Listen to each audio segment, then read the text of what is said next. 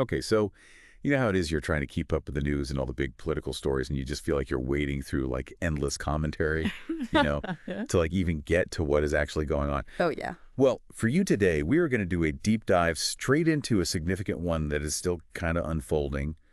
Um, and that's those tensions that are brewing in South Africa's Government of National Unity, the GNU, specifically looking at the relationship between the African National Congress, the ANC, and the Democratic Alliance, the DA. Yeah, yeah, it's a pretty big deal when you think back to how this government even came together. Right. Because following the 2024 elections, the ANC, for the first time in decades, didn't get a majority of the vote, which led to this GNU forming, bringing the DA and some smaller parties. At first, it really looked like this really powerful bloc, roughly 72% of the seats in the National Assembly. That suggests a pretty good shot at stable governance. Yeah, absolutely. It seemed like a really strong base to work from. And yet, recently we've been seeing these reports of friction, a real sense of strain between the ANC and the DA. So for this deep dive, what we want to do is really get past the headlines and understand the core reasons that are feeding these tensions. And it may be most importantly for you listening, we want to try to figure out how likely is it that the DA will actually decide to walk away from this GNU? We're basing all of this on the summary of the situation that we have in front of us here. All right, so let's unpack all of this. Where do you see the biggest sources of this friction coming from? Well, I think the bedrock issues are in some really fundamental policy disagreements. When you connect this to the bigger picture, you've got two parties with completely different ideological approaches who are now trying to work together. And the summary really highlights several key areas where those differences are causing friction. Okay, so the DA has been really vocal in its criticism of some specific ANC proposals, particularly in areas like health and land expropriation. From their point of view, these proposals stray too far from their more centrist, free market kind of principles. It's like a clash of visions on how the economy and society should actually function. Yeah, and the DA's commitment to individual liberty is very much rooted in classical liberal principles, and those clash directly with the ANC's emphasis on state-led redistribution as a way to address, the deep inequalities that have been left over from the apartheid era. Okay. So yeah, it's a clash of ideologies. Yeah, that's a really important point you make about those underlying philosophies. So the DA, champions economic liberalism, which means, in this case, less government involvement in the economy, lower taxes, free trade, that kind of thing. And so, of course, they're going to be concerned about anything that looks like it could increase state control or pose a risk to property rights. And the proposed VAT increase in the national budget is a great example of that, isn't it? Yeah, absolutely. The DA, they argued for spending cuts instead. So that's a totally different approach to how to manage national finances. Yeah, and this really highlights the difference in these core philosophies. The ANC's traditional focus on social welfare and addressing inequality, which often means a much stronger role for the state. And that contrasts with the DA's focus on fostering economic growth through the private sector and a less involved government. There's huge differences. They're not just like little disagreements. They represent fundamentally different ideas about how to build a successful South Africa. And these differences in how the country should operate, well, they obviously show up in these specific policy debates, right? Right. I mean, like, let's take the proposed VAT increase as an example. Yeah. Yes, exactly. So at the heart of it, what we're looking at is a clash between that, historical ANC focus on social welfare and tackling inequality. And Mhm. often, their approach is a more active role for the government in those things. And then you've got the DA, who are much more about, economic growth through private enterprise, limited government intervention. Right. So these are not small differences, and they represent fundamentally different ideas about how to build a successful South Africa. Yeah. And so these kinds of fundamental differences in vision, well, they inevitably lead to some pretty specific policy debates, don't they? Yeah. Let's take a concrete example, like a proposed VAT increase. Absolutely. And those kinds of clashes kind of spill over into that second big area of tension, which is the feeling within the DA that they don't actually have a whole lot of influence within the GNU, Yeah. that they're not really being consulted on these big decisions, Right. which, raises a question about, how well this coalition is actually working day to day. Yes, the summary we have here actually quotes DA leader John Steenhuisen, and he says pretty plainly, that he does not want the DA to be mere spectators, and he even called for a reset in the relationship. Hmm. So that language, to me, it really shows that feeling of marginalization, like they don't feel like they're being treated as a true partner in this government. And what's really interesting is the example the summary gives of the ANC securing that budget vote with the help of these smaller parties, even though the DA was against it, Right. which really shows, how the DA is feeling sidelined, because it shows that on these big issues, the ANC can just go around the DA and still get what they want within this GNU. Yeah, that's going to sting. If you're the But- second largest party in this coalition to be, basically ignored like that, Yeah. I mean, it makes you wonder, like, how much power does the DA actually have in this setup? And so this, of course, brings us to that third point of tension, which is that political and public pressure that both of these parties are dealing with. Because this isn't just about some, parliamentary maneuvering, is it? Yeah. No, not at all. Both the ANC and the DA have their own distinct groups of voters to answer to. And for the DA especially, navigating this coalition is a real balancing act. Because historically, they've been the main opposition to the ANC. Right. And so now to be in government with them is a huge shift in their messaging and their whole strategy. Their traditional base is going to have questions, maybe even concerns about this alliance. I can imagine. For years, a big part of the DA's appeal was, criticizing the ANC's policies and how they run things.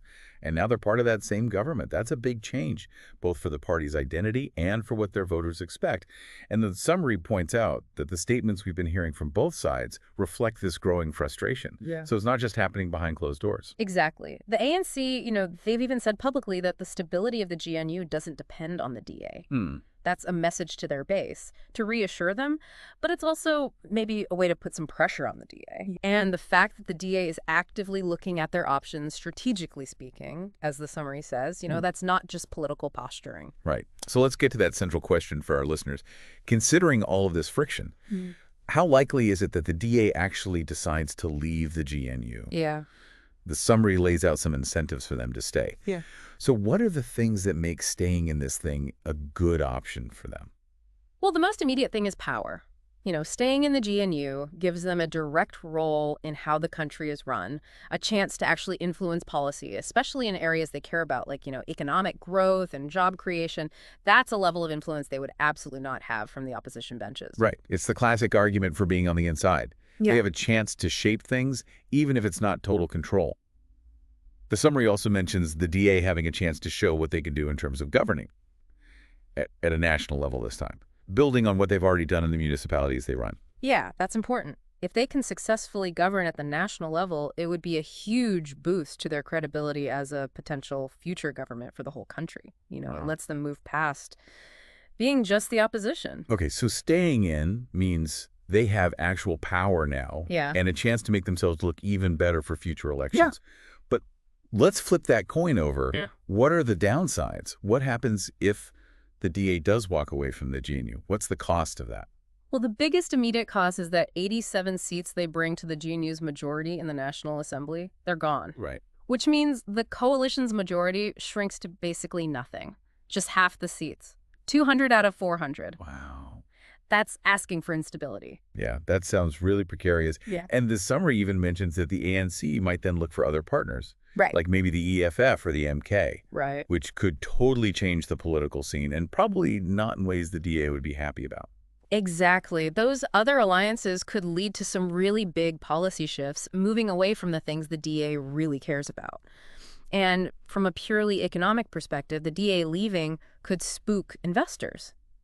Given their reputation for being pro-business, that could have some pretty bad ripple effects on the South African economy. Yeah, and we also have to think about how the public would react.